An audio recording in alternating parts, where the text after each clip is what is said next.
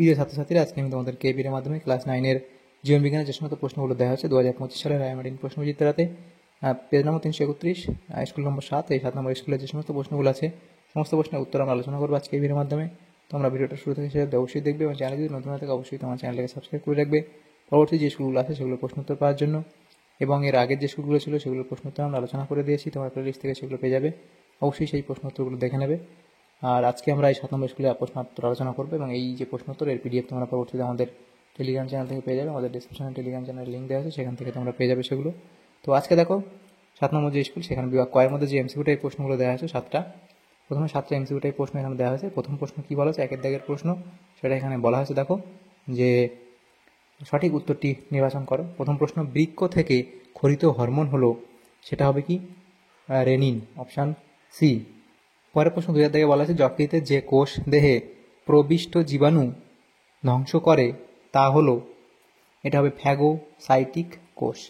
এরপরে পদার্থ কোনটি কন্ট্রিকথিস শ্রেণীর বৈশিষ্ট্য নয়, সেটা হবে পটকা, অপশান এ।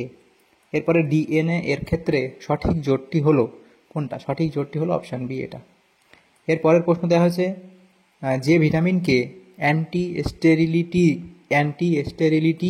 ফ্যাক্টর বলা হয় তা হলো, এখানে কোনটা, তাহলে সেটা হবে কি টোকোফেরল, অপশান সি। এরপরের প্রশ্ন আছে যে অঙ্গাণুর জন্য আলুর বর্ণ সাদা হয় তা হলো, আলুর বর্ণ সাদা হয় কার জন্য, লিউকোপ্লাস্টিড এর জন্য। এরপরে প্রশ্ন, মাইক্রোস্ফিয়ার থেকে প্রথম কোষ সৃষ্টি হয়, এই মতবাদের প্রবক্তা হলেন, এটা হলেন ফক্স, অপশান বি। তাহলে এমসিকিউ প্রশ্ন যেগুলো ছিল সেগুলো হলো এখানে 7টা। এরপরের প্রশ্ন বিভাগ ফায়ার যে প্রশ্নগুলো আছে দেখো এখানে 2 দাগে বলা আছে একটি ব্যাখ্যা উত্তর দাও, যে কোনো 3টি। প্রথম প্রশ্ন, কাট হুইল মডেল কাকে বলে, তাহলে কাট হুইল মডেল সম্পর্কে অবধি লিখবে।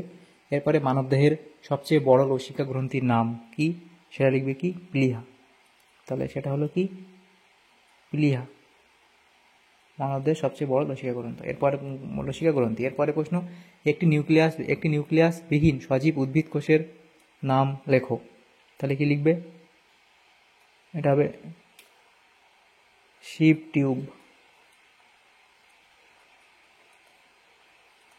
কোষ।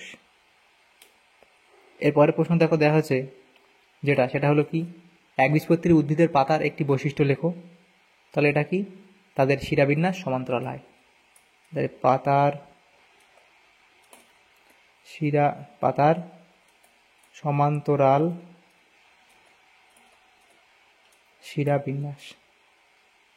শিরাবিন্যাস দেখা যায়। এরপরে প্রশ্ন ছিল শূন্যস্থান পূরণ করো। প্রথম প্রশ্ন, 5 রাজ্য শ্রেণীবিন্যাসের প্রবক্তা হলেন কে, এটা হবে হুইটেকার।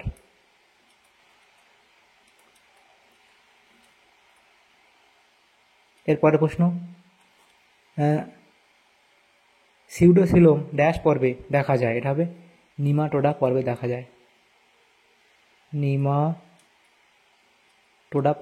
যায়, এরপরে প্রশ্ন, অ্যামাইনো অ্যাসিডগুলি পরস্পর ড্যাশ বন্ধনী দ্বারা যুক্ত থাকে, তাহলে কি হবে পেপটাইড বন্ধনী দ্বারা যুক্ত থাকে, পেপটাইড বন্ধনী দ্বারা যুক্ত থাকে। এরপরে ঠিক ভুল নির্ণয় করো। প্রথম প্রশ্ন যেটা দেওয়া হয়েছে যে একটি অপরিহার্য ফ্যাটি অ্যাসিড হলো পামিটিক অ্যাসিড, এটা এখানে ভুল বলা হয়েছে। এরপরে ম্যাগনিফেরা ইন্ডিকা ত্রিপদ নামকরণের সূচিত করে, এটা এখানে ভুল বলা হয়েছে, তাহলে এগুলো হলো। এরপরের যে প্রশ্নগুলো এখানে আছে দেখো সেটা কি বলা হয়েছে, 5 দাগের প্রশ্ন, এ স্তম্ভের সঙ্গে বি স্তম্ভ মেলাতে বলা হয়েছে। প্রথমে এ স্তম্ভ কি আছে, নিডারিয়া, এটা তোমাদের কার সাথে মিলবে, এটা হবে নিডোব্লাস্ট। সবুজ প্লাস্টিড, সেটা মিলবে এখানে ক্লোরোপ্লাস্ট। তারপরে মিলবে কন্ট্রিকথিস, সেটা হবে হাঙর, এবং ল্যাকটোজ, সেটা হবে তোমাদের দ্বিশর্করা। তাহলে এইভাবে মিলিয়ে নেবে এ স্তম্ভ বি স্তম্ভ। এরপর বিভাগ গয়ের যে প্রশ্নগুলো আছে প্রত্যেকটা প্রশ্ন 2 নম্বর করে 6টা প্রশ্ন উত্তর করতে হয়, 12 নম্বর দেওয়া আছে এখানে বিভাগ গয়ের মধ্যে 12 নম্বর উত্তর করতে। বিভাগ গয়ের মধ্যে দেখো 6 দাগের প্রশ্নে কি বলা আছে, নিম্নলিখিত প্রশ্নগুলি সংক্ষেপে উত্তর দাও, যে কোনো 6টি। তো 2 নম্বর করে দেওয়া আছে 12 নম্বর। 1 দাগের প্রশ্নে বলা আছে যে অপরিহার্য অ্যামাইনো অ্যাসিড কাকে বলে, উদাহরণ দাও, লিখবে যে সমস্ত অ্যামিনো অ্যাসিড দেহে সংশ্লেষিত হয় না, বাইরে থেকে খাদ্যের মাধ্যমে গৃহীত হয় এবং যেগুলি দেহের পুষ্টি বৃদ্ধি ও রোগ প্রতিরোধের জন্য একান্ত প্রয়োজন, তাদের অপরিহার্য অ্যামাইনো অ্যাসিড বলে। এর দিয়ে লিখবে। এরপরে দেখো উদাহরণ তোমরা দেবে। এরপর দেখো 2000 প্রশ্নে বলা হয় জাইলেম ও ফ্লোয়েমের মধ্যে একটি গঠনগত একটি কার্যগত পার্থক্য লেখো। তো পার্থক্য দেওয়া হচ্ছে জাইলেম এবং ফ্লোয়েমের মধ্যে, এদিকে জাইলেম এবং ফ্লোয়েম তোমরা পার্থক্য লিখে দেবে এখান থেকে।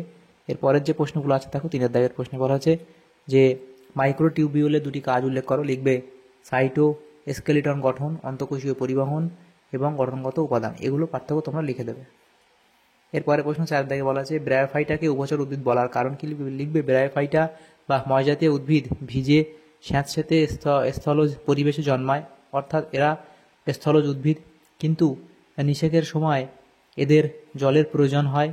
জলের মাধ্যমে এদের সঞ্চালনক্ষম শুক্রাণু স্ত্রীধানীতে পৌঁছয় ও নিষেক ঘটে, এজন্য ব্রায়োফাইটাকে উভচর উদ্ভিদ বলে। 5 প্রশ্নে পিত্তরসের দুটি কাজ লেখো। লিখবে পিত্তরস স্নেহ পদার্থের পরিপাকে সাহায্য করে। এরপর লিখবে স্নেহ পদার্থের শোষণেও পিত্তরস গুরুত্বপূর্ণ ভূমিকা পালন করে। এরপরে 6 প্রশ্ন সকল ভার্টিব্রেটা কর্ডাটা, কিন্তু সকল কর্ডাটা ভার্টিব্রেটা নয়, ব্যাখ্যা করো। তো এগুলো তোমরা লিখবে। 7 প্রশ্নে বলা আছে দেখো অ্যানিলিডা পর্বের দুটি বৈশিষ্ট্য লেখো এবং দুটি উদাহরণ দাও। তাহলে অ্যানিলিডা পর্বের বৈশিষ্ট্য লিখবে, এখানে 4টে বৈশিষ্ট্য দেওয়া আছে, উদাহরণ তোমরা লিখবে। ঐচ্ছিক পেশির দুটি গঠনগত বৈশিষ্ট্য লেখো। তাহলে ঐচ্ছিক পেশির গঠনগত বৈশিষ্ট্য দেখো এখানে 4টে, 5টা আমরা লিখেছি, যে কোনো দুটো তোমরা লিখে দেবে এখান থেকে। এরপরের প্রশ্ন যেগুলো দেওয়া আছে দেখো বিভাগ ঘ 7 প্রশ্ন নিম্নলিখিত প্রশ্নগুলোর উত্তর দাও।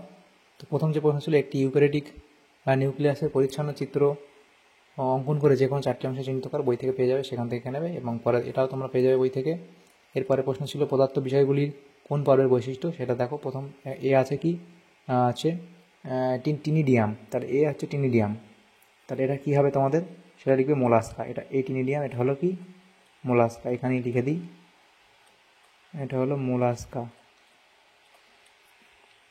মোলাস্কা পর্বের বৈশিষ্ট্য। এবং এটা কি, এটা হচ্ছে কম্বো প্লেট, এটা তোমরা লিখবে টিনোফোরা পর্বের বৈশিষ্ট্য,